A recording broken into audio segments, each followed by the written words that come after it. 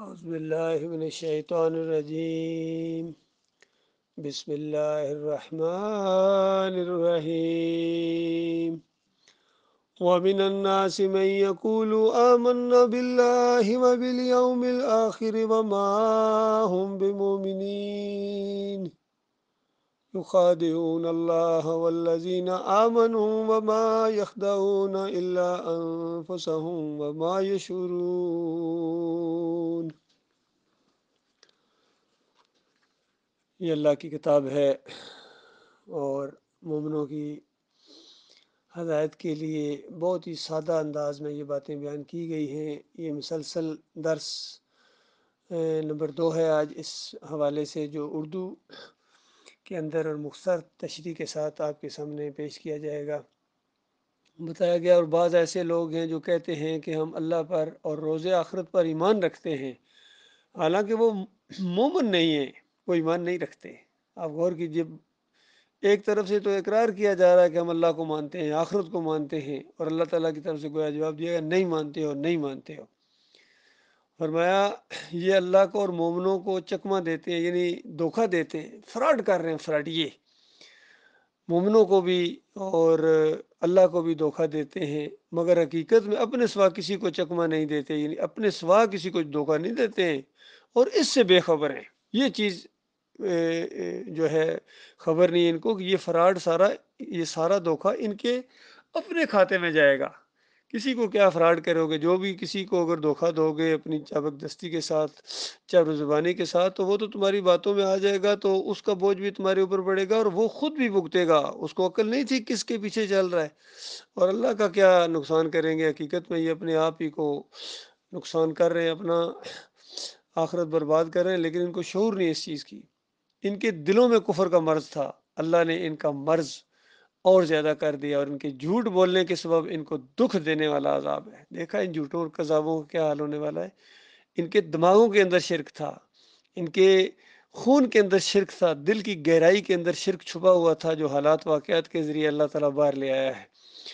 اور کوئی سوچ بھی نہیں سکتا تھا کہ حضرت صاحب اتنا بڑا شرک چھپا کے بیٹھے ہوئے ہیں۔ کوئی سجدہ تعظیمی کا شرک چھپا کے بیٹھے ہوئے تھے، باہر آ گئے۔ کوئی بادشاہوں کے سامنے سجدے کرنے کا اور رکوع کرنے کا، کچھ سر کے ساتھ کرنے کا لے کے بیٹھے ہوئے تھے۔ کوئی بے حق فلاں، بے حرمت فلاں کے شرک کو دبا کے بیٹھے ہوئے تھے، تو وہ باہر آ گیا۔ حالات واقعات کے ذریعے ایسے ماحول اللہ تعالیٰ نے بنا دیا کہ جتنے بھی ہیں ان کا کوئی نہ کوئی شرک جو بھی تھا، چاہے بریلوی ہوں، دیوبندی ہوں، اہل حدیث ہوں، سب کا شرک باہر آ گیا ہے، تاکہ بڑے بڑے دعوے کرنے والے ڈاکٹر اسرار جیسے، مودودی صاحب جیسے، اور دیکھیے محمود الحسن جیسے، شبیر احمد عثمانی جیسے، کوئی سوچ سکتا تھا کہ عبد الوہاب نجدی کا شرک بھی ایک جو اس کے اندر آ گیا، وہ بھی اللہ تعالیٰ باہر لے آیا، لوگوں کو دکھا دیا۔ حالانکہ کتنا اس نے جہاد کیا ہے اور شرک اور کفر کے خلاف آواز اٹھائی ہے، اور حتیٰ کہ گنبدوں کو، ان مورتیوں کو اس قدر اس نے توڑا ہے، لیکن پھر بھی ایک شرک رہ گیا، وہ اللہ تعالیٰ باہر لے آیا کہ نبی علیہ السلام کے معاملے میں اس کا عقیدہ جو ہے وہی رہا۔ تو دیکھیے یہ ہوتا ہے اللہ تعالیٰ کی پکڑ، سخت پکڑ ہوتی ہے اللہ تعالیٰ کی، ایسوں کے لیے عذاب علیم ہے، دردناک دینے والا عذاب اللہ تعالیٰ نے تیار کر کے رکھا ہوا ہے۔ اور جب ان سے کہا جاتا ہے کہ زمین میں فساد نہ ڈالو، تو کہتے ہیں ہم تو اصلاح کرنے والے ہیں۔ اے لو جی، کہتے ہیں ہم تو خیر خواہ ہیں، ہم تو مومنوں کے بڑے خیر خواہ ہیں، ہم تو بالکل نص قطعی کے مطابق بات کرتے ہیں، اور پوری طرح قرآن کے مطابق ہمارا ایمان ہے، عقیدہ ہے، لوگوں کی ہم اصلاح کر رہے ہیں۔ مالک فرماتا ہے خبردار، دیکھو حقیقت میں یہی فسادی ہیں، لیکن اس کی بھی ان کو ہوش ہی نہیں ہے، نہ ان کو ہوش ہے، نہ ان کے پیروکاروں کو ہوش ہے کہ کن فسادیوں کے پیچھے وہ چل رہے ہیں۔ حق اور باطل کی ان کے اندر تمیز ہی نہیں رہی ہے۔ تو اس طریقے سے اللہ تعالیٰ نے ان کو کھول کھول کر ان کے مکروہ چہرے کو لوگوں کے سامنے لایا، پھر بھی لوگوں کی آنکھیں نہ کھولیں، بس ان کا اپنا قصور ہے بھائی، پھر یہ مجرم لوگ ہیں۔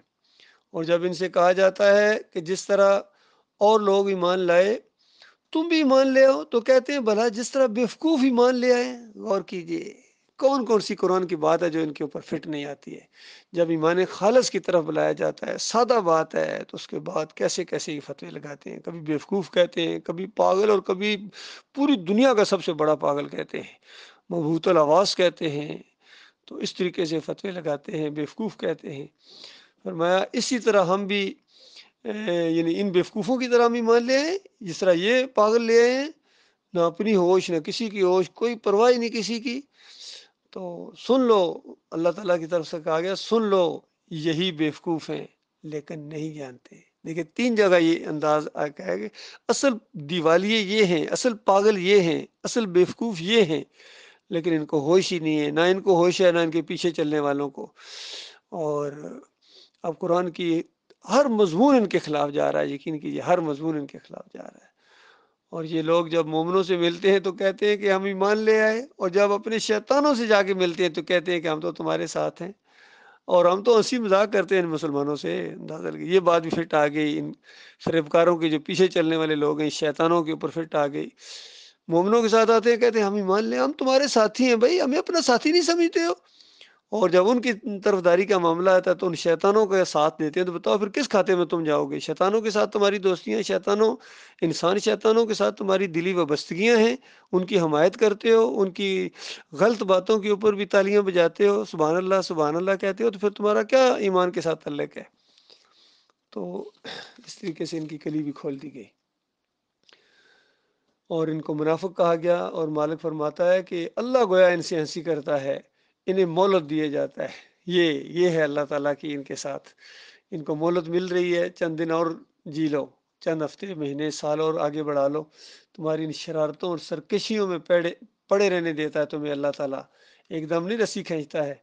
فرمایا یہ وہ لوگ ہیں جنہوں نے ہدایت چھوڑ کر گمراہی خریدی، نہ تو ان کی تجارت ہی نے کچھ فائدہ دیا اس تجارت نے، اور نہ ہی وہ ہدایت پانے والے ہیں. یعنی ایمان عقیدہ صاف سیدھی باتیں ان کو پسند نہیں آئی ہیں، بل فریب والی باتیں ان کو پسند آئی ہیں. اور اللہ تعالیٰ نے اس کو تجارت کہا ہے. بتائیے یہ جو ان کی تجارت ہے، یہ نقصان والی تجارت انہوں نے کی ہے. تو کیا وہ تجارت کر رہے تھے؟ نہیں، یہ انداز ہے قرآن کا. جس طرح بخاری کی روایت ہے کہ بہترین اللہ کی جو کتاب ہے، اس سے اگر کوئی نفع کماتا ہے، اس سے کوئی نفع حاصل کرتا ہے تو یہ والی کتاب ہے. اس سے مولوی یہ نکال لیتے ہیں، دیکھا اس سے فائدہ اٹھاؤ، اس کی اجرت لو، یہ کرو وہ کرو. تو بتاؤ کہیں اللہ تعالیٰ کہتا ہے کیا میں تمہیں ایسی تجارت بتاؤں جو تمہیں عذاب علیم سے بچا لے؟ ایمان لاؤ اللہ کے اوپر اور اللہ کے رسول کے اوپر. اس کو بھی اللہ تعالیٰ نے مومنوں کو بھی تجارت کہا ہے. گویا یہ اپنا وقت لگاتے ہیں، جان لگاتے ہیں، مال لگاتے ہیں، کیونکہ تجارت کا یہی اصول ہوتا ہے، اس میں جان لگائی جاتی ہے، مال لگایا جاتا ہے، وقت لگایا جاتا ہے، اس سے پھر فائدہ ہوتا ہے. تو جو دین کے اوپر بھی وقت لگائے گا، اپنا مال لگائے گا، اوقات لگائے گا، اس کو بہت بڑا فائدہ ہوگا. اور سب سے زیادہ سمجھدار وہ ہے جو اس راستے میں آئے. اس کا ہرگز یہ مطلب نہیں ہے کہ نمازوں کی تنخواہ لینا شروع کر دو، اذانوں کی تنخواہ لینا شروع کر دو، اس دین کو کمائی کا ذریعہ بنانا شروع کر دو. کوئی بیوقوفی، کوئی نادان اور فریبکار ہی یہ انداز اختیار کر سکتا ہے. باقی جو معاش کمانے کے جتنے ذریعے ہیں، اس سے روزی کمانے کا اللہ تعالیٰ نے حکم دیا، فرض ہے اپنے لیے، لیکن ضرورت کی حد تک اس کے پیچھے نہ پڑ جاؤ، بالکل دنیا کے اندر گم نہ ہو جاؤ، دین کو پیچھے نہ کر دو. یہ ہے اس کا مطلب.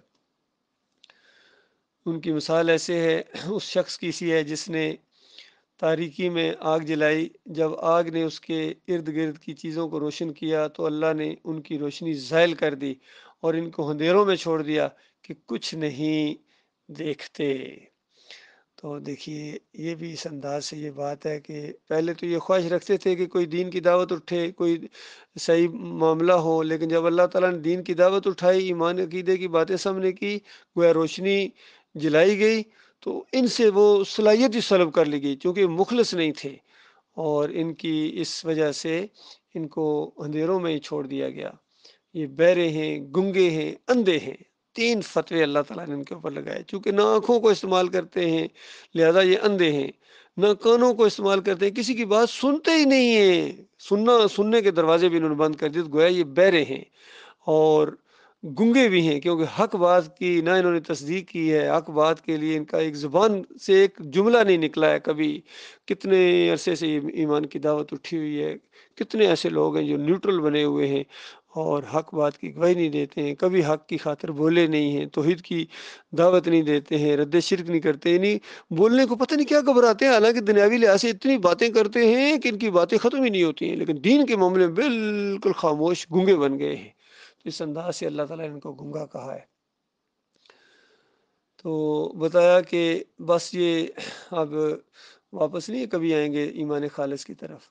اور ان کی ایک اور مثال دی گئی کہ ان کی مثال اس بارش کی سی ہے جو آسمان سے اللہ تعالیٰ نے برسائی اور اس بارش کے اندر گرج ہوتی ہے، چمک ہوتی ہے، بجلی ہوتی ہے، تو یہ کڑک سے اس موت کے ڈر سے، خوف سے کانوں میں انگلیاں ٹھوس لیتے ہیں، اور اللہ تعالیٰ ان کافروں کو ہر طرف سے گھیرے ہوئے ہیں۔ یعنی یہ اس انداز سے ایک مثال کے ذریعے سمجھایا گیا کہ دعوت اٹھی ہے اور توحید کی دعوت ہے، ایمان خالص کی دعوت ہے، تو بالکل یہ سمجھتے ہیں گئے مارے گئے، ان کے خلاف اب کچھ نہ کچھ ہونے والا ہے، ایکشن ہونے والا ہے۔ قریب ہے کہ بجلی کی چمک ان کی آنکھوں کی بصارت کو اچک لے جائے۔ جب بجلی چمکتی ہے، ان پر روشنی ڈالتی ہے تو اس میں چل پڑتے ہیں، جب اندھیرا ہو جاتا ہے تو کھڑے کھڑے رہ جاتے ہیں۔ یعنی یہ اس انداز سے ایک مثال کے میں بتایا کہ جب آسانیاں آتی ہیں تو بالکل ساتھ چلتے ہیں، بڑے بڑے دعوے بھی ہوتے ہیں ان کے، لیکن جیسی مشکلات آتی ہیں، یعنی اندھیرا اس انداز سے بتایا گیا۔ ذرا سختی آتی ہے، کوئی حکومت کا ذرا ریئیکشن ہوتا ہے، کوئی پرچہ کٹ جائے، بس پھر ان کی حالت دیکھنے والی ہوتی ہے، بالکل ادھر ہی رک جاتے ہیں، آگے ایک قدم نہیں بڑھاتے ہیں۔ تو مالک فرماتا ہے اگر اللہ چاہتا تو ان کے کانوں کی سنوائی اور آنکھوں کی بینائی کو زائل کر دیتا، بلا شبہ اللہ ہر چیز پر قادر ہے۔ یعنی ان کی بینائی اور ان کی جو سنوائی ہے اصلی حقیقی معنوں میں اللہ تعالیٰ ختم کر دیتا، چونکہ اب یہ اس کو استعمال ہی نہیں کر رہے ہیں۔ اللہ اس پر بھی قادر تھا، لیکن اللہ تعالیٰ چونکہ بہت ہی مہربان ہے، اس لیے وہ بار بار موقع دیتا ہے۔ فرمایا لوگوں اپنے پروردگار کی عبادت کرو جس نے تم کو اور تم سے پہلے لوگوں کو پیدا کیا تاکہ تم عذاب علیم سے بچو۔ تو پھر اللہ تعالیٰ نے یہ ساری چیزیں مثالیں دے کے سمجھا کے پھر پوری انسانیت کو خطاب کیا کہ دیکھو تم بندگی کے لیے پیدا کیے گئے ہو، وما خلقت الجن والانس الا لیعبدون، تمہیں اللہ نے اپنی بندگی کے لیے، اپنے لیے پیدا کیا ہے۔ پوری دنیا کی ہر نعمت تمہارے لیے بھی آگے اس کا ذکر آ رہا ہے، اور تم اللہ رب العالمین کے لیے اللہ کے ساتھ شرک نہ کرو، جانتے بوجھتے ہو تم سب کچھ سمجھتے ہو، تمہیں پتہ ہے حق کیا ہے اور باطل کیا ہے، جانتے بوجھتے تم نے گمراہی کا راستہ اختیار کیا ہے اپنی نفس پرستی کی وجہ سے اور دنیاوی مفادات کی وجہ سے، اس کا تمہیں زبردست خمیازہ بھگتنا پڑے گا۔ تو بتایا گیا اس اللہ کی بندگی کرو جس نے تمہارے لیے زمین کو بچھایا اور آسمان کو چھت بنایا، تمہارے لیے، سارے انسانوں کو اللہ تعالیٰ کہہ رہا تمہارے لیے زمین کو بچھایا۔ اور یہ جو کہتے ہیں کہ زمین و آسمان پوری کائنات نبی علیہ السلام کے لیے بنی ہے، وہ قرآن کی اس آیت کے بھی انکاری ہیں، اور پورا مضمون جو اس حوالے سے سب کے وہ انکاری ہیں۔ یہ کائنات نبی علیہ السلام کے لیے نہیں بلکہ نبی علیہ السلام کو اللہ تعالیٰ نے اپنی بندگی کے لیے بنایا، سارے انسانوں کو، سارے انسانوں میں انبیاء بھی شامل ہیں۔ تو یہ کہنا کہ جن کی وجہ سے باعث تخلیق کائنات یا جن کی وجہ سے بنی ہے یا ان کے ذریعے بنی ہے یا ان کی وجہ سے بنی ہے، یہ بالکل کتاب اللہ کے انکاری ہیں، عقیدے کی خرابی میں مبتلا ہے۔ تو بتایا کہ آسمان سے بارشوں کا انتظام کیا تمہارے کھانے کے لیے، کتنی قسم کے میوے اور پھل پیدا کیے، بس کسی کو اللہ کا ہمسر شریک نہ بنا، اور تم جانتے ہو، دیکھا، اور اگر تم اس کتاب میں جو ہم نے اپنے بندے محمد صلی اللہ علیہ وسلم پر نازل فرمائی کچھ شک ہو تو اس طرح کی ایک صورت تم بھی بنا لاؤ، اور اللہ کے سوا جو تمہارے مددگار ہوں ان سب کو بھی تم بلا لو اگر تم سچے ہو۔ لیکن اگر ایسا نہ کر سکو گے اور ہرگز نہ کر سکو گے، اندازہ رکھیے یہ کتاب کا انداز ہے، یہ نہیں کہ تم اس چیلنج کو قبول کرنا شروع کر دو، بدبختوں کبھی نہیں کر سکو گے، بات ماننے والا انداز اختیار کرو۔ فرمایا ایسا نہ کر سکو اور ہرگز نہ کر سکو گے تو اس آگ سے ڈرو جس کا ایندھن آدمی یعنی انسان اور پتھر ہوں گے، جو کافروں کے لیے تیار کی گئی ہے۔ یہ جہنم کی بڑی ہولناکی کا بیان ہے، خوفناک قسم کی جہنم ہوگی، وہاں بڑے بڑے پتھر۔ ایک دفعہ نبی علیہ السلام بیٹھے ہوئے تھے، بہت بڑے دھماکے کی آواز آئی، اور نبی علیہ السلام نے پوچھا صحابہ سے جانتے ہو یہ آواز کیسی ہے؟ تو انہوں نے کہا اللہ جانتا ہے یا اللہ نے آپ کو بتایا ہوگا۔ تو نبی علیہ السلام نے فرمایا آج سے 70 سال پہلے ایک بہت بڑا پتھر جہنم کے اوپر سے جہنم کے اندر پھینکا گیا۔ تو 70 سال اندازہ لگائیے کتنی تیزی کے ساتھ اتنا بڑا پتھر، پتہ نہیں کتنے پہاڑوں جتنا بڑا ہوگا، وہ کتنی تیزی سپیڈ کے ساتھ گیا ہوگا، لیکن 70 سال کے بعد اس کی تہہ میں پہنچا ہے۔ تو آپ غور کرو اللہ کے بندوں کتنی خوفناک جہنم ہے، اس سب کو بھرنے کا اللہ تعالیٰ نے وعدہ کیا ہے۔ اور اس کے اندر گندک کے پتھر بڑے بڑے جو فیول کے طور پر انسانوں کو بھی فیول کے طور پر اور ان پتھروں کو فیول کے طور پر اس کے اندر جلایا جائے گا، ایندھن کے طور پر، اندازہ لگائیے۔ اس کے علاوہ بھی دوسری چیزوں کا ذکر ہے کہ جو بھی چیزیں پوجی گئی ہیں انسانوں نے اپنے ہاتھوں سے بنائی ہیں، جس طرح مورتیاں ہوتی ہیں، مجسمے ہوتے ہیں، اور کالی دیوی، نیلی دیوی، ہری دیوی، یہ ساری کی ساری تصویریں جن کو پوجا گیا ہے یہ بھی وہاں ڈالی جائیں گی۔ اور یہ مسلمانوں کے گنبد جتنے یہ پوج رہے ہیں کوئی گنبد بھی نہیں بچا، جو گنبد بھی پوجا جا رہا ہے اس کو جہنم کی آگ کے اندر ڈالا جائے گا۔ اور یہ گنبد کو تو اب جائے نماز کے اوپر بناتے ہیں، اندازہ لگے ایک طرف بیت اللہ اور ایک طرف گنبد کی تصویر ہوتی ہے ہر جگہ، دکانوں کے اندر، دفتروں کے اندر، اداروں کے اندر، اور ہر جگہ یہ گنبد کی پوجا ہوتی ہے۔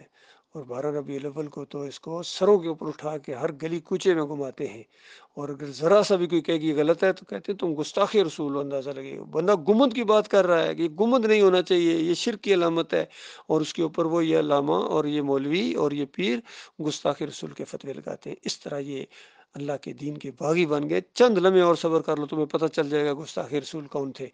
نبیوں ولیوں کو پوجنے والے، ان کی تصویریں بنانے والے، اور ان کے سامنے جھکنے والے، ان کی نظر و نیاز کرنے والے، ان کے عرس اور میلے کرنے والے گستاخ تھے، انبیاء کے، اولیاء کے، یا ان کی پیروی کرنے والے۔ یہ تمہیں عنقریب معلوم ہو جائے گا۔ تو اس طریقے سے کھول کھول کے اللہ کی کتاب شرک اور کفر کی نشاندہی کرتی ہے۔ فرمایا جو لوگ ایمان لائے اور نیک عمل کرتے رہے، یعنی بات تو سب کے سامنے یہ آئی ہے، لیکن کسی نے مانا، کسی نے انکار کر دیا۔ فرمایا جو ایمان لائے اور نیک عمل کرتے رہے، ان کو خوشخبری سنا دو، ان کے لیے جنت کے باغ ہیں جن کے نیچے نہریں جاری ہوں گی۔ دیکھیے ادھر جہنمیوں کا وہ حال ہوگا اور ادھر جنتیوں کا یہ حال ہوگا کہ جنت کے اندر ہمیشہ رہیں گے، اور بڑے بڑے محلات ہوں گے، نہریں ہوں گی، ان کی خوبصورت بیویاں ہوں گی، بہترین پھرتیلے خوبصورت لڑکے ان کے بیٹ مین ہوں گے، خدمت گزار ہوں گے، اور طرح طرح کے کھانے ہوں گے، ان کی جوانی ہوگی، جوانی کی بہاریں ہوں گی، اس میں اضافہ ہوتا چلا جائے گا، کبھی بوڑھے نہیں ہوں گے، کبھی بیمار نہیں ہوں گے، ہمیشہ کی بادشاہی ان کو عطا کر دی جائے گی اللہ اپنی طرف سے۔ فرمایا جب انہیں ان میں سے، یعنی نہروں میں سے، جنتوں میں سے کسی قسم کے پھل فروٹ کھانے کو دیے جائیں گے تو کہیں گے یہ تو وہی ہیں جو ہم پہلے کھایا کرتے تھے یا پہلے دیے گئے تھے۔ تو اس میں یہ بھی ہو سکتا ہے دنیا کے پھلوں کی طرح وہ ہوں گے، یعنی نام تو اسی انداز سے ہوں گے۔ آم کو دیکھے گا تو محسوس ہوگا یہ آم ہے، انار کو دیکھے گا تو یہ اس کو پتہ چل یہ انار ہے، اسی طرح سیب کو دیکھ کے، انگور کو دیکھ کے، کھجور کو دیکھ کے تو کہے یہ تو وہی ہے جو ہم کھایا کرتے تھے۔ تو بتایا جائے گا یہ اون جیسے نہیں ہے، یہ تو لذت میں کہیں اعلیٰ کوالٹی کے ہیں، یہ چکھو پھر پتہ چلے۔ پھر اس کے بعد جنت کے اندر میووں کی بہترین قسمیں ہوں گی۔ ابھی کوئی چیز کھائی ہوگی ایسا لگے گا یہ تو کھا لی ہے، بتائیں گے فرشتے نہیں یہ نظر تو اسی طرح آ رہی ہے لیکن اس کے ذائقے کے اندر تو اور ہی زیادہ عجیب انداز ہے۔ جس انداز سے مومنوں کی دل کو خوش کرنے کے لیے وہاں ایسی ایسی چیزیں اللہ تعالیٰ نے تیار کر کے رکھی ہوئی ہیں۔ فرمایا ان کو ہم شکل میرے ہوں گے جو وہ بھی دیے جائیں گے، اور وہاں ان کے لیے پاک بیویاں، یعنی جو خواتین کے اندر کچھ مخصوص دنوں میں یہ اس طرح کی چیزیں آ جاتی ہیں حیض وغیرہ، ان چیزوں سے وہ بالکل پاک ہوں گی، ان کے جسموں کے اندر سے کوئی ایسی چیز نہیں خارج ہوگی، یعنی نہ پسینے کی شکل میں کوئی بدبودار چیز، نہ کوئی اور طرح طرح، یعنی بالکل پاکیزہ ہوں گی، اور بالکل بہشتوں کے اندر وہ ہمیشہ رہیں گے، جنتوں کے اندر۔ اللہ اس بات سے یار نہیں کرتا کہ مچھر یا اس سے بڑھ کر کسی چیز کی مثال یعنی مکڑی کی مثال دے۔ جو مومن ہے وہ یقین کرتے ہیں وہ ان کے پروردگار کی طرف سے سچ ہے، اور جو کافر ہیں وہ کہتے ہیں کہ اس مثال سے اللہ کی مراد ہی کیا ہے، اس سے بہتوں کو اللہ گمراہ کرتا ہے اور بہتوں کو ہدایت بخشتا ہے، اور گمراہ انہی کو کرتا ہے جو نافرمان ہوتے ہیں۔ یعنی اللہ تعالیٰ جو چاہے کرے۔ بڑی مخلوق جیسے ڈائنوسورز گزرے ہیں، اور پھر آج کل کے دور کے ہاتھی اور زرافہ، بڑی بڑی یہ مخلوقیں، جانور ہیں، یہ بھی اللہ نے بنایا، اور انتہائی معمولی جو نظر بھی نہیں آتی، جس طرح کرونا وائرس سے تو واقف ہیں لوگ، اور چھوٹی چھوٹی چمٹیاں ہوتی ہیں، جرسیم تک ہوتے ہیں، چھوٹے چھوٹے پرندے ہوتے ہیں، تو جو مچھر مکھیاں یہ سب اللہ تعالیٰ نے بنائی ہیں۔ سارے مل کے بھی انسان اس چیزوں کو نہیں بنا سکتے ہیں، تو جس کی چاہے اللہ تعالیٰ مثال بیان کرے، تو مثالوں کے ذریعے اللہ تعالیٰ ہدایت بھی دیتا ہے اور کئیوں کو گمراہ بھی کرتا ہے۔ تو جب چھوٹی چیز کی مثال دی جاتی ہے تو نافرمانوں کا جو نافرمانی ہوتی ہے وہ باہر آ جاتی ہے، کہتے ہیں لو جی یہ کوئی مثال دینے والی بات ہے، تو اللہ تعالیٰ جو چاہے کرے۔ تو یہ کافر جو ہیں یہ نافرمانوں کو اللہ تعالیٰ سزا دیتا ہے، جو اللہ کے اقرار کو مضبوط باندھنے کے بعد توڑ دیتے ہیں، اور جس چیز یعنی رشتہ قرابت کو جوڑنے رکھنے کا اللہ نے حکم دیا ہے اس کو قطع کیے ڈالتے ہیں، اور زمین میں خرابی کرتے ہیں، یہی لوگ نقصان اٹھانے والے ہیں۔ یعنی جب کس طرح عہد و پیمان انہوں نے کیے تھے، چاہے عہد الست میں وہاں جو اوپر ارواح سے عہد و پیمان لیے گئے تھے، چاہے وہ ہوں، چاہے یہ دنیا میں آنے کے بعد یہ جو کلمہ انسان پڑھتا ہے لا الہ الا اللہ محمد رسول اللہ، یہ بھی اللہ کے ساتھ عہد و پیمان ہوتا ہے۔ پھر اس کے بعد ایمان کی جب دولت ان کے سامنے آئی، کتنے بڑے بڑے دعوے تھے کہ ہم اس ایمان عقیدے کو چھوڑنے والے نہیں، ہم اسی کے اوپر قائم رہیں گے، اسی کے لیے جان دے دیں گے، شہید ہو جائیں گے اللہ کے راستے میں، کیسے کیسے ان کے وعدے تھے۔ لیکن اس کے بعد انہوں نے سارے وعدے توڑ دیے، ساری دوستیاں انہوں نے ختم کر دی۔ جب ایمان عقیدے کی دعوت سامنے آئی، توحید کی دعوت آئی، پرانی دوستیوں کو انہوں نے کوئی خاطر میں نہیں لایا، اور اس طرح دشمن بن گئے جان کے۔ تو ان کے لیے بڑا سخت عذاب ہے۔